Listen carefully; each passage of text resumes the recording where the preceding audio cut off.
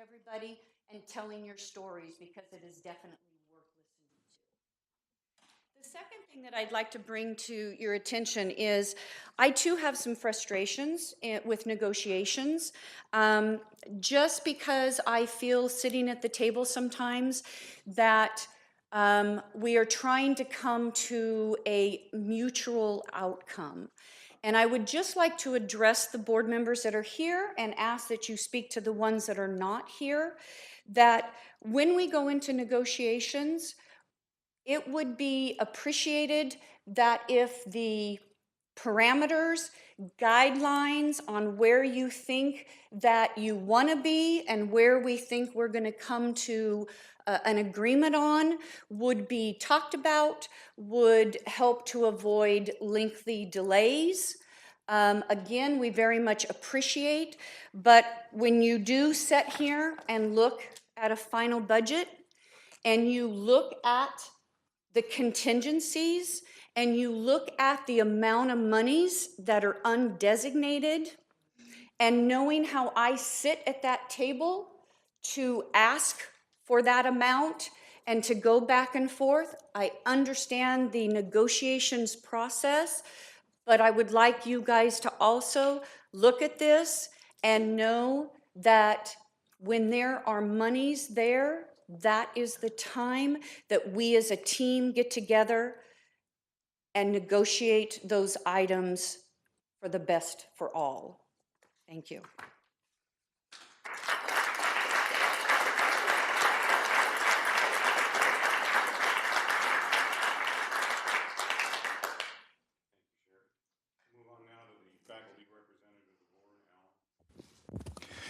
Good evening, and thank you for the opportunity to speak to you.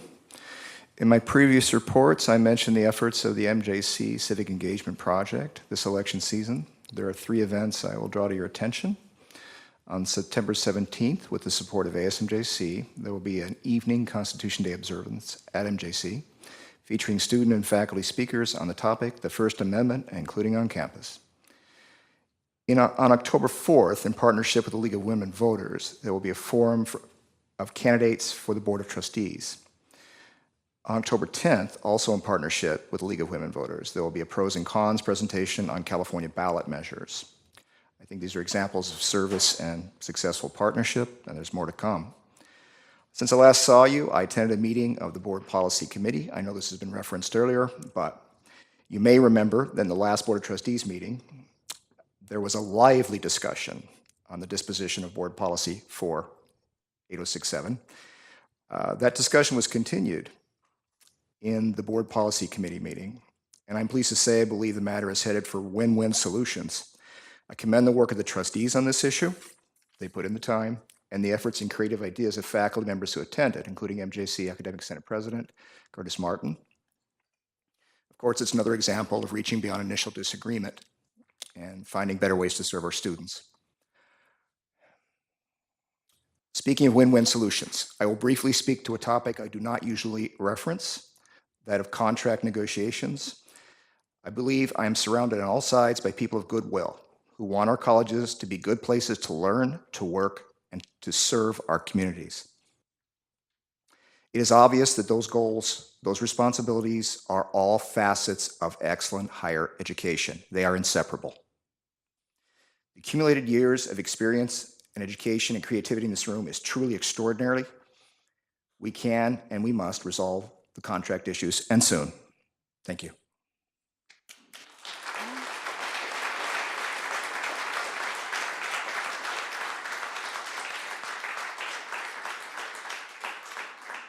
Thank you, Alan. We'll move on now to Academic Senate activity reports. Curtis?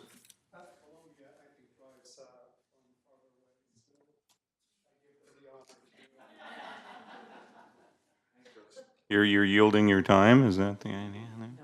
No, I know. Good evening, trustees and everyone in the audience. I'm Nathan Reed. I'm the Academic Senate President at Columbia College. For the sake of brevity, I'll be brief. Columbia College is proud to report that its In the process of creating a strategic staffing plan that is dynamic and fulfills the college's mission of helping students attain degrees and certificates, as well as pursue career and transfer pathways. At the faculty retreat, we formed an ad hoc committee to create a faculty hiring prioritization rubric in order to prioritize all faculty proposals.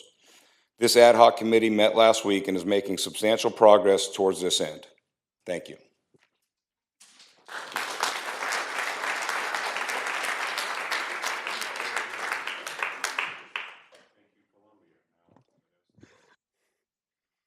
Good evening, Board. First, I want to thank Henry and Ann and Leslie for meeting and discussing the issue of the board policy that Alan McKiss had talked about. It was truly an enlightened discussion. Sometimes lack of communication is our worst enemy. And I was happy to see that actually we shared many things in common when it came to the rights of academic freedom of faculty. So thank you, Henry. Thank you, Ann. And thank you, Leslie. She's not here, but I'm sure you will pass on the... first of all, thank everyone for being here. It's really... I'll turn over, okay? So. Thank you.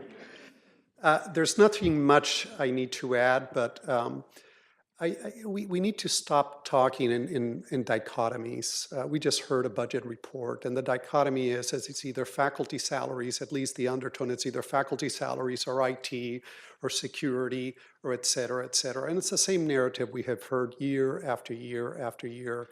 And I think Jim has made a very compelling case that let us settle this. Nobody wants to be here. We're exhausted, and we have better things to do. We have guided pathways. We have the success of students that we're trying to increase at this institution. So let us move forward. Thank you.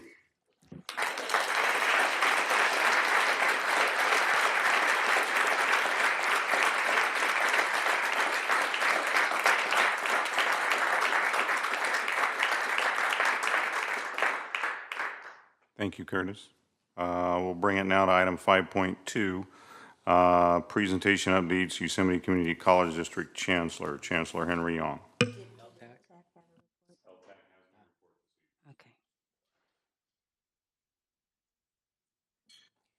Good evening. I will keep my comments brief for brevity. First, let me begin by thanking the students who are here, thanking the faculty who are here, and the stories of the journeys that are taken by some of our former students were heartwarming. And I want to assure our students that your success is our highest priority.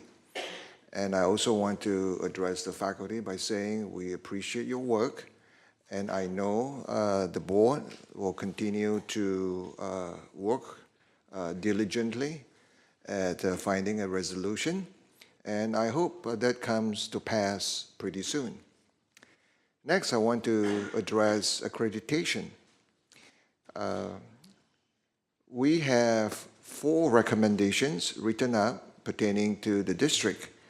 And so let me just briefly mention to you one of the big ones, which is the total cost of ownership.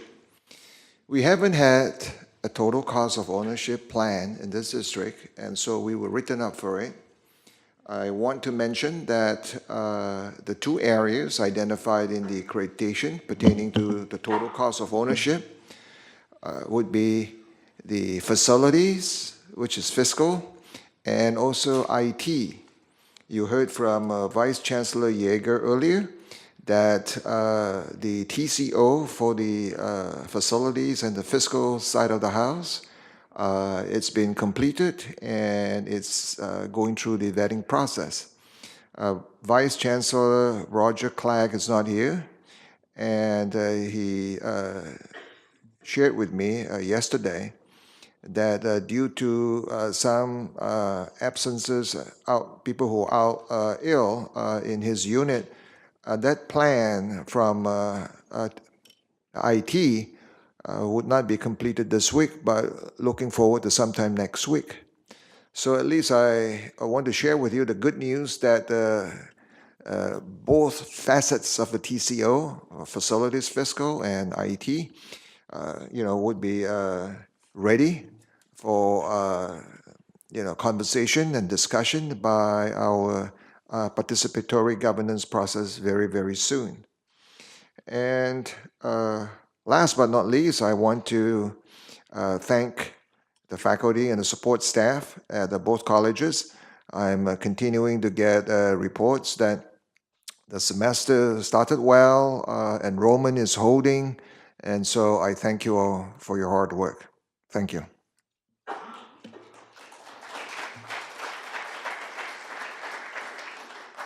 Any questions for the Chancellor?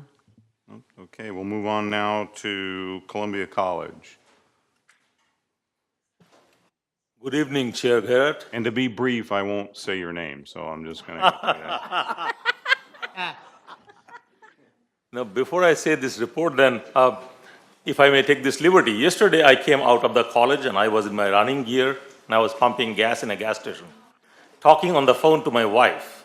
And the lady next place who was pumping gas too looked at me and said, "Are you the president of Columbia College?" I'm like, "It's not written on my forehead. How do you know that?" Well, that's how it goes in a small town. I'm 2 months old there, but still, I think there is some recognition out there who I am. I don't know whether it's a good thing or a bad thing. Coming back to the report, welcome colleagues from across the district. I'm happy to report that days have become clearer as the number of fires raging Yosemite area has been under control. Fall semester has started, and it's great to have the faculty members and students back on campus. Here are some of the significant accomplishments of the college since my last report. Number one is our Fire Academy accreditation. We had a successful Fire Academy reaffirmation of accreditation visit from the Office of the State Fire Marshal. Columbia College is only one of the 2 community colleges in California to operate its own fire station, staffed by students enrolled in the program. Through an agreement with the Tuolumne County Fire Department and California Department of Forestry and Fire Protection, the on-campus station responds to about 350 calls a year. The program is flourishing under the able leadership of Professors Shane Warner and Andy Van Homegood. I briefly reported last time about the Donnell fire that threatened our facilities at Baker Station and forced us to evacuate the center. Thanks to the heroic efforts of the firefighters and leadership from our faculty member, Professor Tom Hofstra, the facilities stand unharmed. We will continue to use the facilities for instructional purposes going forward. We started the fall semester on August 27th. Our in-service day was Friday, August 24th. Thank you, Chancellor Young, Trustees Rojas and Martin, who are not here today, for attending our in-service day. I had the great opportunity to know many of the faculty members and staff personally on the in-service day. I was impressed with the cordial and inclusive discussions at both Academic Senate and the Classified Senate. I had the privilege to welcome the students back on campus on August 25th with pizza with the president. Our fall enrollment is slightly higher. That was when I was writing the report. It went down a little bit. Last night it came up. We're holding steady. A few initiatives that we are doing to help students complete. One is a degree planner, the Starfish Degree Planner, academic planning module, which would enable students to plan. That's being launched this semester. As you heard from the students, there is a free bus pass in the Tuolumne and Calaveras County, where the students can use the buses free of cost. And I understand, going by the numbers, there is still a great demand for that. And we are also launching a core requisite remediation for some students who were previously placed in a remedial course, will now be placed concurrently in a college level course and a sidecar course. This is being piloted from the fall semester. We have 128 full-time students. That was when I was writing this report. I believe the number is now 140 plus, who are from the feeder high schools in 2018, are currently enrolled in 12 plus units. And they are part of our Promise program. Their tuition is being funded by our foundation endowment. That number has almost doubled from 71 students that was last year, thanks to the great teamwork of the faculty members, staff, administrators, everybody working together with the high schools. And finally, we have the Brady Wise Plaza dedication ceremony and the community picnic to celebrate 50 years of the college coming up on September 28 and September 29. So those of you who are there in that area, or if you're willing to make the drive, please join us for the celebration. We'll have some fun out there. I'm looking forward to working with the faculty, staff, and community members to help our students succeed in the coming semester. That's my report. Thank you. Any questions? Any questions for President Bandyopadhyay of Columbia College? I didn't forget. We'll move on now to item 5.4, activities and announcements for MJC President Collins. Several of the events that I was going to include in my report have already been mentioned, and so to honor those famous words again tonight, in the interest of brevity, I just want to concentrate on some very distinguished members of the faculty and the staff at Modesto Junior College. One of the earliest events of the year was the annual classified employee appreciation breakfast, at which a number of staff and managers serve omelets to those very important people. And at that breakfast, 4 of them were honored, recognized for their very special efforts, receiving the Distinguished Classified Staff Awards. Jorge Camarana was program technician for the TRIO pre-college programs. Daisy Carter, administrative secretary for literature and language arts. John Griffin, program assistant for student development and campus life. And Kim Jordan, program technician for disability and special programs, received those awards. At the Institute Day, the highlight was the presentation of the Purdy Awards, given every year to particularly distinguished members of the faculty, staff, and management staff at the college. This year, the Purdy Awards went to Bill Anelli, professor of philosophy, and the classified staff award went to recently retired media technician Debbie Partridge. And on that same day, Dr. Steve Miller was recognized as the outstanding distance educator of the year. I'm going to mention one event on the September 28th at 7:30 in Sierra Hall. We will have one of our regular MATS lectures, Colliding Black Holes, Exploding Stars, and the Cosmic Origin of Elements. The lecture will be done by Professor Dan Kazan, who is Associate Professor of Physics and Astronomy at UC Berkeley. I mentioned that MATS lecture because at the annual convention of the American Chemical Society, retired chemistry professor Steve Murov was awarded the Helen M. Free Award for Public Outreach. He was honored as a person who has made science popular. Some of you have seen him in the guise of Dr. Al Chemist, and he is an absolute delight. About 30,000 people have seen Al in various costumes and guises, and he's been enormously popular in this area. And the MAPS series has just been an absolutely wonderful avenue to bring science to our community, a real community service. And I just want to add that typical of Steve, there was a cash award which came with this great honor of $1,000, which he promptly gave to MAPS. So the highlights of the start of the year were people highlights. Thank you.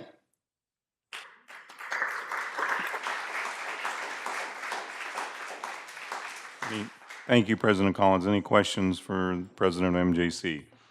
Okay, I'll bring it back now to board comments 8.1, and I'll start with our student trustee of the board.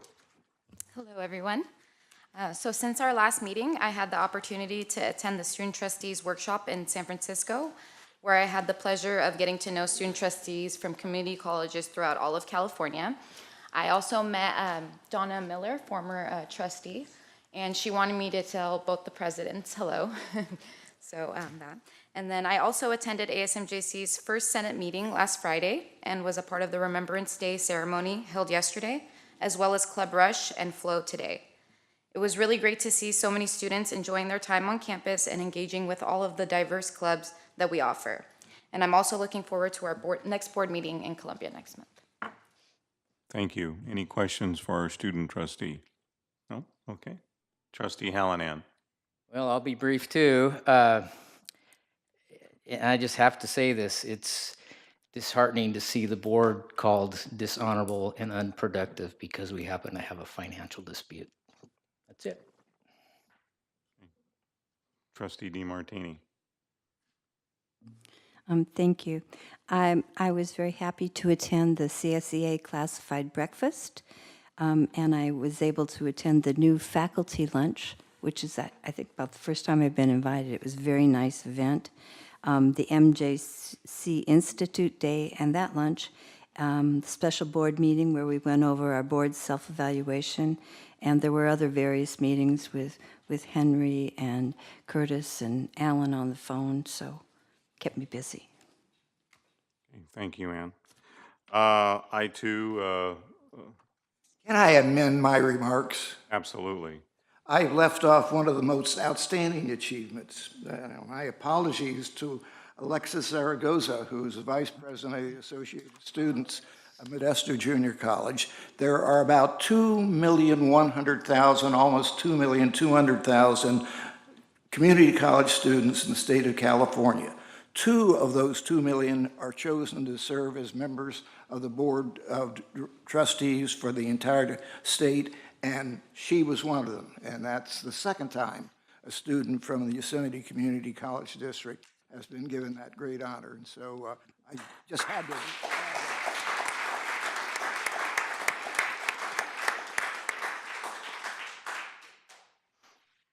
Thank you, Steve. Okay, I too attended the classified staff appreciation breakfast. It was nice seeing everybody there and all of those people honored. It was very nice. I attended Institute Day. Curtis always takes care of me, so thank you, Curtis. I attended the new faculty luncheon. Again, Curtis gave me the opportunity to speak at the last minute, so I want to thank you for that. I attended the Finance Committee meeting, the Measure E Bond Oversight Committee meeting, and the special meeting of the board on August the 27th. And I too, just in closing, want to echo what Trustee Hallinan said. I thanked all of you for your civility and decorum, but there's no place for calling this board dishonorable. And with that, I will close this meeting. And the next regular scheduled meeting is Wednesday, October 10th, 2018, in the Manzanita Conference Room at Columbia College. And the address and times are noted on the agenda. And with that, we close this meeting.